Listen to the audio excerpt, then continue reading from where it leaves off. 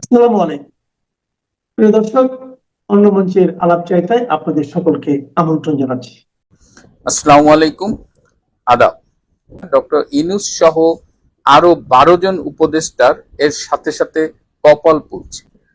প্রিয় বন্ধুরা, বার্মা অ্যাক্টের কথা মনে আছে? সেই যে Burma unified through rigorous military accountability act 2022 সালে মার্কিন কংগ্রেসে এই অ্যাক্টটি পাশ করেছিল। একটু আপনাদের মনে করিয়ে দিই, আমি আগেও এটি নিয়ে কথা বলেছি। বার্মা অ্যাক্টটা হলো মূলত বর্তমানে মিয়ানমারে যে সামরিক জান্তা সরকার রয়েছে সেই জান্তা সরকারকে দুর্বল করে সেখানে একটি গণতান্ত্রিক সরকারকে ক্ষমতায় আনার জন্য আমেরিকার একটা প্রজেক্ট, তারা সংসদে একটা অ্যাক্ট পাশ করেছিল।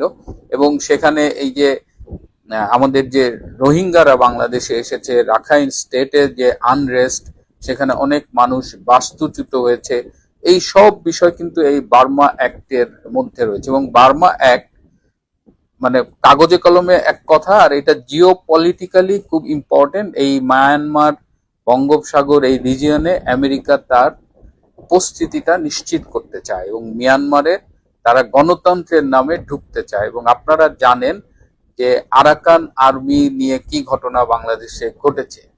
এই আরাকান অ্যাক্টে বাংলাদেশকে করিডোর হিসেবে ব্যবহার করে আরাকান আর্মিকে দিয়ে জান্তা সরকারের বিরুদ্ধে ফাইট করানোর একটা ঘটনা আপনারা জানেন। এবং এমন একটা অবস্থা হয়েছিল যখন আরাকান আর্মি প্রায় রাখাইন স্টেটের 2টো বা 3টা টাউনশিপ ছাড়া অধিকাংশ জায়গা একটা সময় দখল করে নিয়েছিল। এবং এর সব কিছুর পেছনে ছিল আমেরিকা। এবং আমেরিকা চেয়েছিল যে বাংলাদেশের করিডোর, যে মিয়ানমারের সাথে যে করিডোর আছে সেই করিডোরটা ব্যবহার করে তাদের এই সাইডের সংগ্রামটা বা তাদের প্রজেক্টটা এগিয়ে নেওয়া।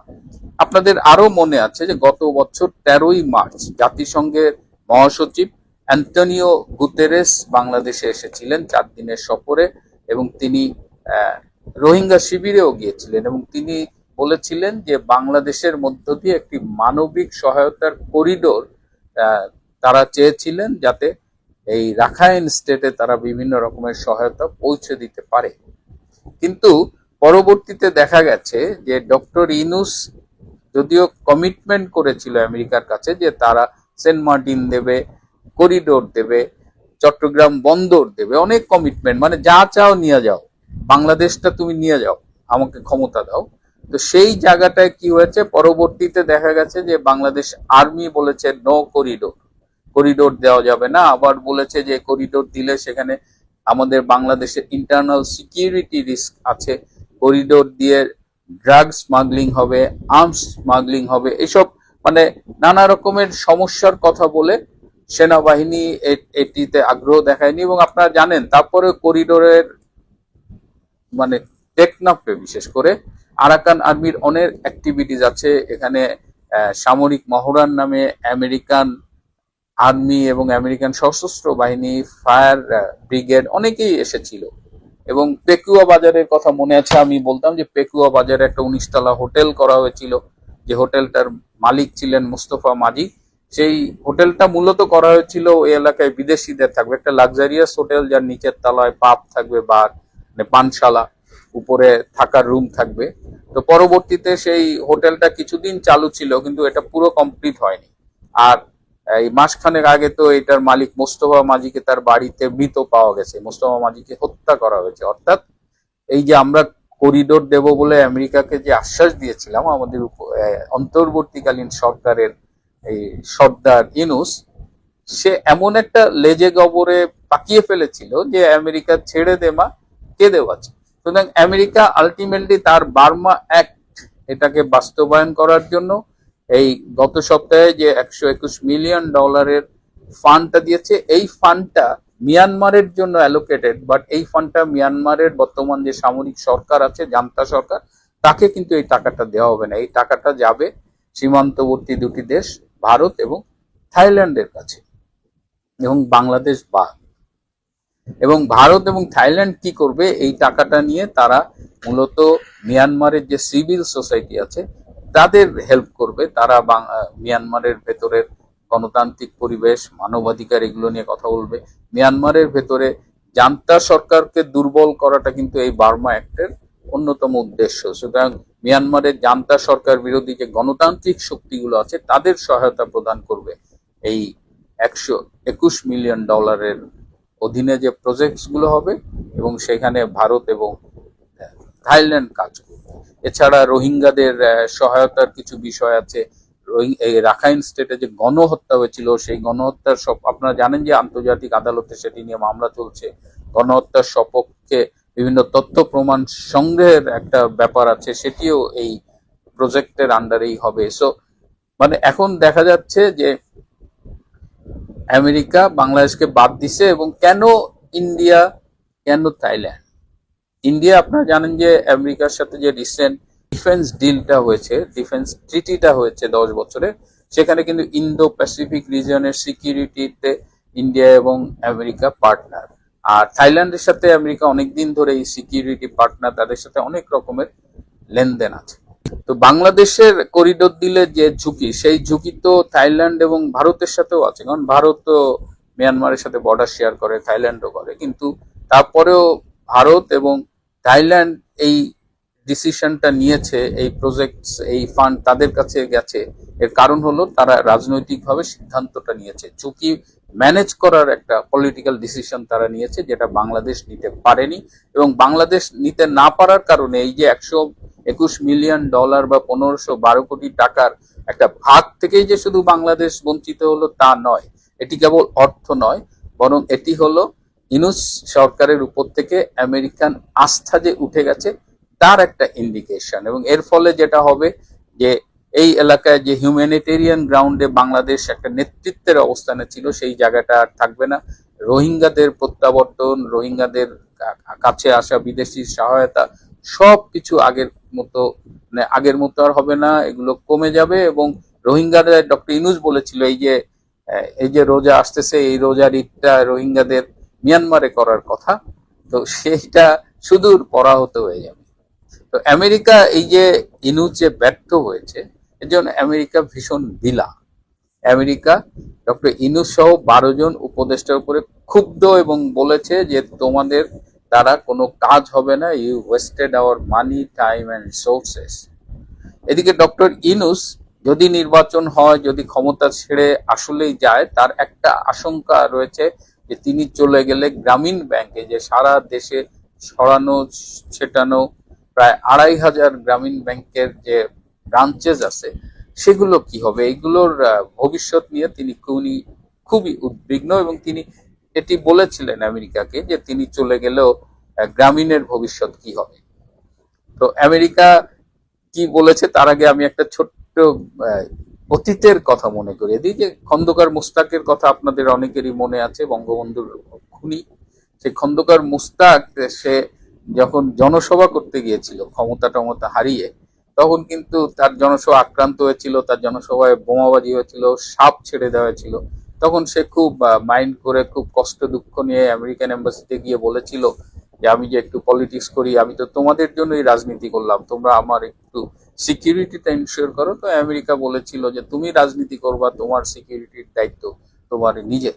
তো ডক্টর ইউনূস যখন গ্রামীণ ব্যাংকের এই অবকাঠামোগত নিরাপত্তার ইস্যুটা তুলেছে, তখন তাকে খুব স্পষ্টভাবে জানিয়ে দেওয়া হয়েছে গ্রামীণ ব্যাংকের নিরাপত্তা নিশ্চিত করার দায়িত্ব তার। এদিকে অন্যান্য উপদেষ্টারাও কিন্তু ভীষণ স্যাড হয়ে গেছে এই ঘটনায়, বিশেষ করে ডক্টর খলিল। তিনি বলেছেন যে এই সরকারের জন্য, আমেরিকার স্বার্থ রক্ষার জন্য তিনি কি করেন। কিন্তু আজকে এমন একটা অবস্থা হচ্ছে যে ডক্টর খলিলের এই দায়িত্ব থেকে চলে যাওয়ার পরে আমেরিকায় ফিরে যাওয়াটাও অনেকখানি ঝুঁকির মধ্যে পড়ে গেছে।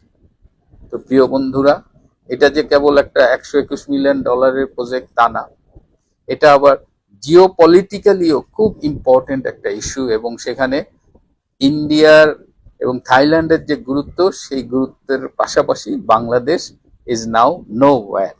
ডক্টর ইউনূস এদিকে ডিপি ওয়ার্ল্ডকে চিটাগাং পোর্ট দিবে বলেছে। চিটাগাং পোর্টে কিন্তু অলরেডি আনরেস্ট শুরু হয়ে গেছে এবং চিটাগাং পোর্টে প্রতিদিন লস হচ্ছে। সো ওই বিক্ষোভ, ওই অসন্তোষ কিভাবে নিয়ন্ত্রণ করে ডিপি ওয়ার্ল্ডকে কিভাবে এই চিটাগাং এর এনসিটি, এই নিউমারিং কন্টেইনার টার্মিনাল হ্যান্ডওভার করবে, সেটাও আমরা দেখার জন্য অপেক্ষায় রয়েছি। ডক্টর মোহাম্মদ ইউনূসের নেতৃত্বাধীন অন্তর্বর্তী সরকারের বিরুদ্ধে দেশ বিক্রির অভিযোগ উঠেছে। বিক্রি আমেরিকার কাছে, চুক্তিপত্র তৈরি, সব ঠিক হয়ে গেছে, শুধু সই সাবুতটুকু বাকি। সেটা হবে দুদিনের মাথায়, আজ থেকে দুদিনের মাথায় 9 ফেব্রুয়ারি। বাংলাদেশের সাংবিধানিক নিয়ম কানুনের দাফন হয়ে গেছে 24 আগস্টে, কিন্তু নির্বাচনের ঠিক আগের মুহূর্তে এই ধরনের পদক্ষেপগুলো একটি অনির্বাচিত অন্তর্বর্তী সরকার করতে পারে কি না, অন্তত নৈতিক দিক থেকে, তা নিয়ে রাজনৈতিক ও সামাজিক মহলে ব্যাপক বিতর্কের জন্ম দিয়েছে। তবে নীতির তো কোনো বালাই নেই এখন বাংলাদেশে। ফলে প্রশ্ন উঠেছে, দেশের গরিবই বেচে আগেরবার নোবেল পেয়েছেন ডক্টর মোহাম্মদ ইউনূস, এবার দেশ বেচে তিনি কি পাবেন সেটা পরে দেখছি। তার আগে দেশ কিভাবে বেচে দিচ্ছেন সেটা নিয়ে দু কথা বলি। চট্টগ্রাম বন্দর ও টার্মিনাল লিজ প্রথমে আগেই দিয়ে দিয়েছে এটা সরকার। দেশের বীর শ্রেষ্ঠ, বীর পুঙ্গব, দেশপ্রেমিক জেনারেল ওয়াকারুজ্জামানের সাবধান বাণীকে পচা ড্রেনের ভেতরে ফেলে দিয়ে এই কাজটি আগেই করেছেন ডক্টর ইউনূস। 2025 সালের নভেম্বর মাসে চট্টগ্রাম বন্দরের লালদিয়া টার্মিনাল পরিচালনার জন্য ডেনমার্কের প্রতিষ্ঠান এপিএম টার্মিনালস এবং পালগাঁও নৌ টার্মিনালের জন্য সুইজারল্যান্ড ভিত্তিক মেডলক এসএ তার সাথে চুক্তি করা হয়ে গেছে, কোনো ওপেন টেন্ডার বা উন্মুক্ত দরপত্র ছাড়াই। অত্যন্ত দ্রুততায় মাত্র 11-12 দিনের মধ্যে এই চুক্তিগুলো চূড়ান্ত করা হয়ে গেছে। এছাড়া নিউ মুরিং কন্টেনার টার্মিনাল, একটা দুবাই ভিত্তিক কোম্পানি ডিপি ওয়ার্ল্ড, তাকে এই গুরুত্বপূর্ণ টার্মিনালটির দায়িত্ব দেওয়ার প্রক্রিয়া চলছে। আটকে রয়েছে এই জন্যেই যে বর্তমানে এই অন্তত এই আজকেও ফেব্রুয়ারির 7 তারিখ চট্টগ্রাম বন্দরের শ্রমিকরা এই যে ডিপি ওয়ার্ল্ডকে দেওয়ার বিরুদ্ধে তীব্র আন্দোলন ও ধর্মঘট চালিয়ে যাচ্ছেন। দ্বিতীয়ত আসি মানবিক করিডরের ব্যাপারে। এই বিষয়টি নিয়ে জেনারেল জামান একা আপত্তি করলে থোড়াই কেয়ার করতেন ইউনূস, কিন্তু উদ্বেগ প্রকাশ করেছে রাজনৈতিক দলগুলো। ভোটের আগে ইস্যু করে ফেলেছে এই বিষয়টি নিয়ে, আর সেই সঙ্গে চীনও চাপ দিচ্ছে। কারণ ত্রাণ পাঠাবার নামে যে হিউম্যান করিডর করার কথা হচ্ছে, এটা চীনের ওপর গোয়েন্দা নজরদারির উদ্দেশ্যে। শুধু হাতে নজরদারি হয় না, তাই আমেরিকার প্ল্যান হলো মধ্যপ্রাচ্য সহ পৃথিবীর নানান দেশে যেমন আমেরিকার সামরিক ঘাঁটি আছে, এখানেও বাংলাদেশেও তেমন একটি ঘাঁটি তৈরি করা। এই ঘাঁটি তৈরিতে এসছে সেন্ট মার্টিন দ্বীপের নামও। যদিও ইউনূস সরকার এবং যুক্তরাষ্ট্র বারবার এটা অস্বীকার করেছে, তবু রাজনৈতিক অঙ্গনে অভিযোগ যে ক্ষমতায় থাকার বিনিময়ে সেন্ট মার্টিন দ্বীপ বা বাংলাদেশের মাটিতে মার্কিন সামরিক ঘাঁটি তৈরির ব্যবস্থা পাকা হয়ে গেছে। অন্তত যেভাবে মার্কিন সেনারা এসে বাংলাদেশে ঠাঁই নিচ্ছে একের পর এক, তাতে এই সন্দেহ আর শুধু সন্দেহ নয়, এটা প্রশ্নবিদ্ধ হয়ে উঠেছে বাস্তবে। এরই মধ্যে এসেছে গোপন বাণিজ্য ও শুল্ক চুক্তি।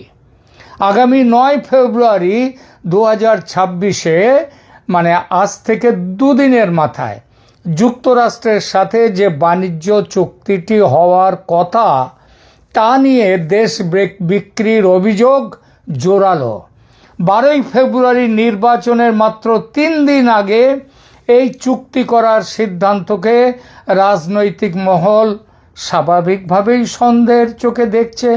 তবে বাংলাদেশে কেউ সে কথা মুখ ফুটে বলছে না, কোনো রাজনৈতিক দলই, কারণ তাদের ভয় আমেরিকা রেগে গেলে যদি ক্ষমতায় বসতে অসুবিধা হয়, তাই চুপ হয়ে রয়েছে তারা। একটু মাঝখানে একটুখানি ভোটের জন্যই হোক আর যে কোনো কারণে হোক একটুখানি ফুটফুট করে উঠছে। চুক্তির শর্ত হিসেবে প্রায় 37,000 কোটি টাকার 14টা বোয়িং বিমান কিনবে বাংলাদেশ যুক্তরাষ্ট্র থেকে, এবং যুক্তরাষ্ট্র থেকে বাধ্যতামূলকভাবে প্রয়োজন না হলেও কৃষি পণ্য কিনবে, গম, তুলা, সয়াবিন এগুলো আমদানি করবে। এর বিনিময়ে কি কি লাভ বাংলাদেশের? বিশাল লাভ নাকি বাংলাদেশের। তাদের যে শুল্ক, যেটা আমেরিকায় যে রপ্তানি যায়, সেই রপ্তানির শুল্ক 20 থেকে নেমে 15 আসবে, মানে 5% শুল্ক ছাড় পাবে। লাভের অঙ্ক নিয়ে একটু হিসেব নিকেশ যদি করেন তাহলে দেখতে পাবেন ওই 5% শুল্ক নেয়ার জন্যে, সুবিধা নেয়ার জন্যে 37,000 কোটি টাকার 14টা বোয়িং বিমান কেনাটা, এটা হলো সেই ঢাকের দায়ে মনসা বিক্রির গল্প। বাংলাদেশ বিমান মোট 14টা উড়োজাহাজ কেনার প্রাথমিক সিদ্ধান্ত নিয়েছে।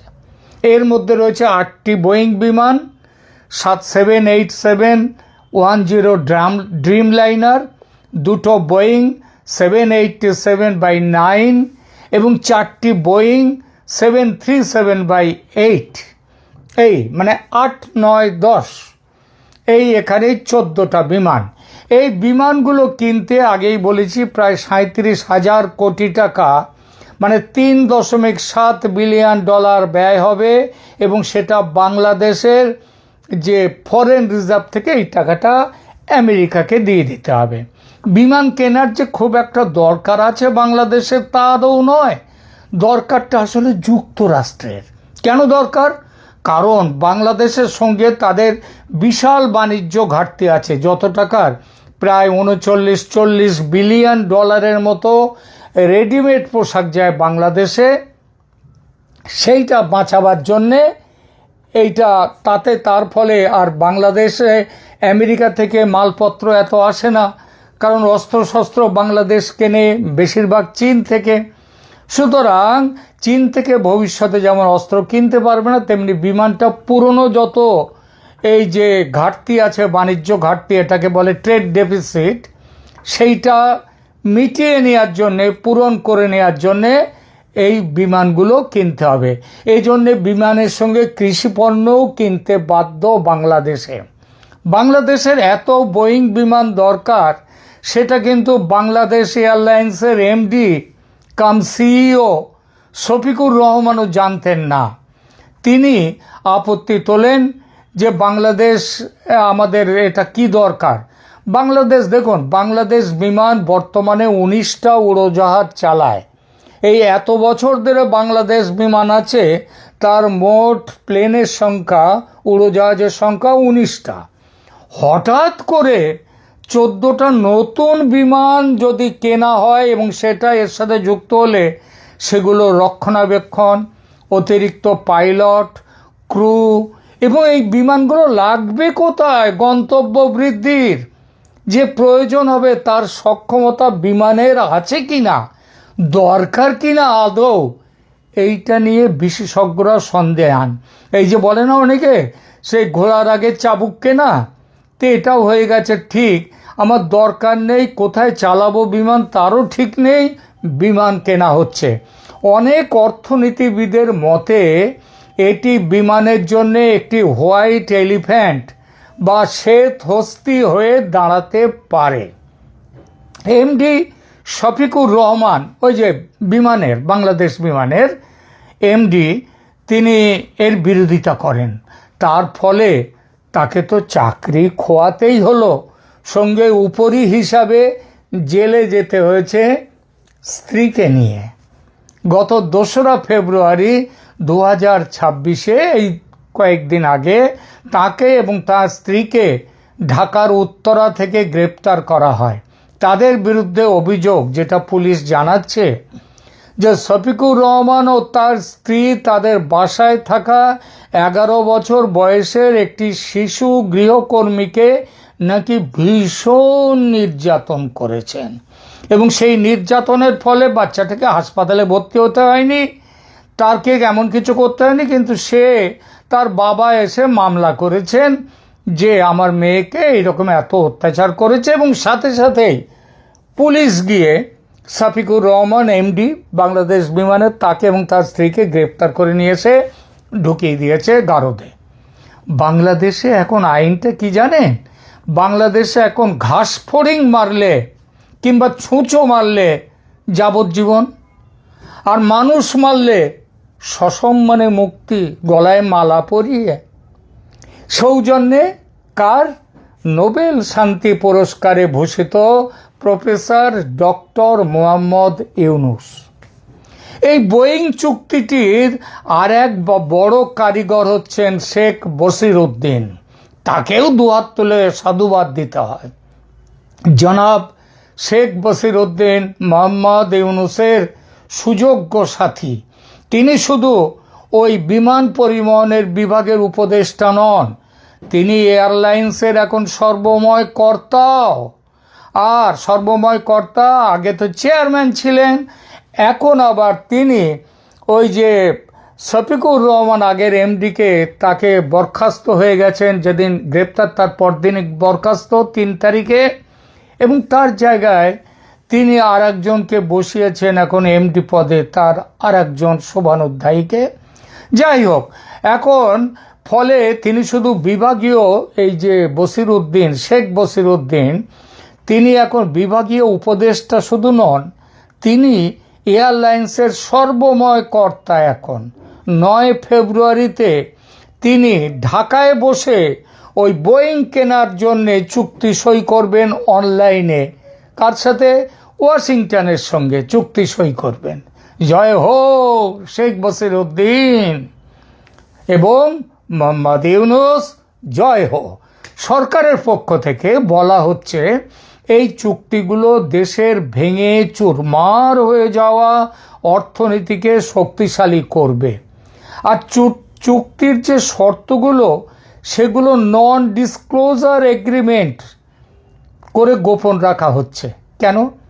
কেননা একটি অস্থায়ী অন্তর্বর্তী সরকার এত তাড়াহুড়ো করে ভোটের 3 দিন আগে এই চুক্তি সই করছে।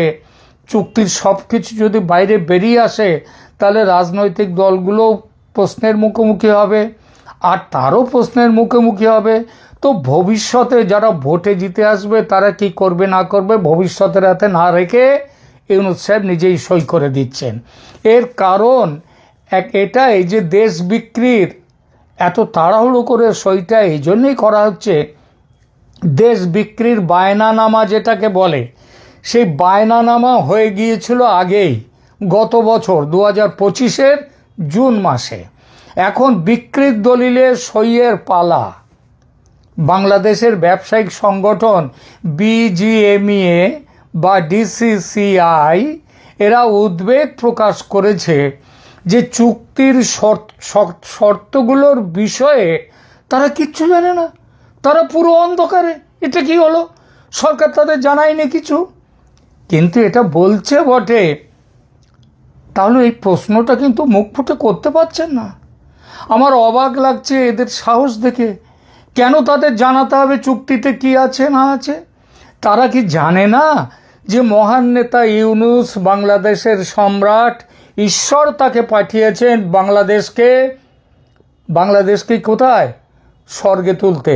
এখন স্বর্গে তুলতে গিয়ে তিনি যে নরকে তুলছেন, দোজকে পাঠিয়ে দিচ্ছেন, বেহেশতের বদলে দোজক আসছে, সেটা হয়তো ঈশ্বরের ইচ্ছা।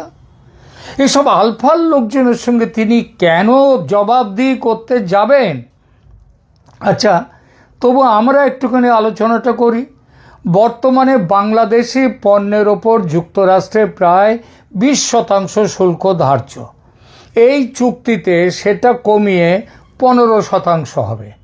এতে বাংলাদেশের কি সাশ্রয় হলো? বা কী লাভ হলো? 1 পয়সাও কিন্তু নয়। কারণ এই 5% সাশ্রয়ে, যেটা সাশ্রয় হচ্ছে, সেটা লাভ হবে যুক্তরাষ্ট্রের ক্রেতাদের। বাংলাদেশ মনে করুন 100 টাকার একটা জিনিস পাঠালো, $100, সেইটা এতকাল সেখানে আমেরিকায় সেটা ওখানে গিয়ে পৌঁছলো, তার দাম হতো 120 টাকা। এবার 120 টাকাটা এখন কমে গিয়ে হলো 115 টাকা। তার মানে 5 টাকা কম হলো। এই 5 টাকা কি বাংলাদেশের লাভ? না না, একদমই নয়। এই যে সাশ্রয় হবে 5 টাকা, সেটা তো লাভটা হলো যুক্তরাষ্ট্রের ক্রেতাদের। তারা কম দামে বাংলাদেশের পোশাক কিনতে পারবে। তাহলে বাংলাদেশের কি লাভ, যে লাভ নিয়ে এত হইচই করছে? তারা অন্য দেশের সঙ্গে প্রতিযোগিতায় কিছুটা সুবিধা পাবে। মানে ভারতের মালটা ওখানে গিয়ে পৌঁছবে 118 টাকায়, বাংলাদেশে সেটা গিয়ে পড়বে 115 টাকায়। কিন্তু বাংলাদেশের 115 টাকায় যেটা পড়বে, সেটা তো বাংলাদেশের তৈরির খরচ অনেক বেশি। তৈরির খরচ, পাঠাবার খরচ সব বেশি। ভারতের তো সেটা নয়। সুতরাং এইবার তাহলে আপনারা হিসাব করুন যে বাংলাদেশের কী লাভ। ওই যে একটু শুধুমাত্র লাভ হচ্ছে অন্য দেশের সঙ্গে প্রতিযোগিতায় একটু সুবিধা পাবে, এই যা। কিন্তু বিনিময়ে কি দিতে হবে বাংলাদেশকে? যুক্তরাষ্ট্র থেকে গম, সয়াবিন তেল, ভুট্টা, তুলো এগুলো বাধ্যতামূলকভাবে কিনতে হবে। অন্য দেশ কম দামে এইসব জিনিস দিতে চাইলেও, এমনকি বাড়ির পাশের ভারতও যদি এইসব জিনিসগুলো কম দামে দিতে চায়, বাংলাদেশ কিনতে পারবে না। তাকে বাধ্যতামূলকভাবে আমেরিকার থেকে এই জিনিসগুলো কিনতে হবে এবং বেশি টাকা খরচ করে তাদেরকে নিয়ে আসার খরচটাও তাদের পড়বে। বাংলাদেশের এরপরে আসুন সামরিক সরঞ্জাম কেনার ব্যাপারে। বাংলাদেশ সামরিক সরঞ্জাম এতকাল ধরে মূলত কিনে এসেছে চীন থেকে। এখন যুক্তরাষ্ট্র বলে দিয়েছে চীন থেকে সামরিক সরঞ্জাম কেনা চলবে না, যা কিনবে আমাদের কাছ থেকে। ভয়ঙ্কর কথাটা কি জানেন?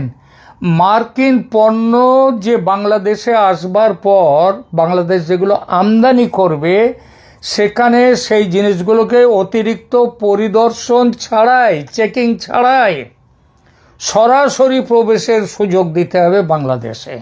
মাল খারাপ বলে ফেরত পাঠাতে পারবো না। কোনো কোয়ালিটি চেকিং চলবে না। অনেক লম্বা হয়ে যাচ্ছে এপিসোড, এবার ব্রেক টানি, নইলে অনেকেই হয়তো ছেড়ে চলে যাবেন। আমি সময় নেব না, তাড়াতাড়ি শেষ করে দিচ্ছি। শেষ কথাটি বলার জন্যে ব্রেক টানলাম। এত খেটে খুঁটে গোপন চুক্তি করে দেশ বিক্রির পাকা ব্যবস্থা করেছেন ডক্টর মোহাম্মদ ইউনূস, নোবেল জয়ী। বিনিময়ে তিনি কি পেয়েছেন? এর আগে গরিবি বেচে নোবেল পেয়েছেন, এবার দেশ বেচে পাবেন কি পাবেন? ক্ষমতায় আঁকড়ে থাকার, ক্ষমতায় থাকার লাইসেন্স। এখন আছেন অন্তর্বর্তী সরকারের প্রধান উপদেষ্টা হয়ে। ভোটের পর জামাত জিতলে, আর জামাতের জন্যই তো আমেরিকা খেলাধুলো করছে অনেক, তো জামাত জিতলে ভোটের পর ইউনূস হবেন দেশের রাষ্ট্রপতি। শুনতে পাচ্ছি বিএনপিও নাকি ভেতরে ভেতরে আমেরিকাকে বলেছে, আমরাও সব মেনে চলবো আপনাদের কথা, আমাদের তারেক রহমান সাহেবকে ক্ষমতায় আসতে দিন, আমরা ইউনূসকেও রাষ্ট্রপতি তারা করে দিতে পারে বিএনপি। এমন কথাও নাকি বাজারে ভাসছে। আমেরিকা বলেছে ঠিক আছে দেখি। এ সবগুলোই হচ্ছে আমেরিকা তাদেরকে যদি রেগে না যায়, রেগে গেলে আমেরিকা তাহলে বিরুদ্ধে চলে যাবে, তা যাতে না হয় তার জন্য এটা। তাহলে যেটাই হোক না কেন, যারাই আসুক না, প্রধান উপদেষ্টা হয়ে যিনি আছেন ডক্টর মোহাম্মদ ইউনূস, ভোটের পরে হবেন দেশের রাষ্ট্রপতি। তার জন্য দেশ বিক্রির ব্যবস্থা পাকা করে দিচ্ছেন। মারা গেছে বাচ্চাটা। আবার ধরেন যে ঘন্টাখানিক আগে ফরিদপুরে বিএনপির এক নেতাকে, তাও নির্বাচনী প্রচারের এখানে গুলি করে মেরে ফেলছে। এটা তো আপনার কিছুক্ষণ পরেই পাবেন অলরেডি কাহিনী। আর রোহিঙ্গারা ঢুকবে না কেন? রোহিঙ্গারা, আপনারা এই মুহূর্তে রোহিঙ্গারা 2 শিবিরে বিভক্ত। একটা হচ্ছে যে রোহিঙ্গাদের 70% ইয়েপন্থী, জামাতপন্থী, জামাতের সাথে, আর 30% আছে যেগুলো যে বিএনপির পোলাপাইনের সাথে চলাফেরা করে, ওইখানে যে থাকতে হয়, ওইখানে ব্যবসা বাণিজ্য করতে হয় কক্সবাজারে, টেকনাফে, তারা তাদের সাথে। সুতরাং পুরো রোহিঙ্গাটারে ব্যবহার করা হচ্ছে যে পুরা দক্ষিণ চট্টগ্রামের নির্বাচনটাকে কন্ট্রোল করার জন্য।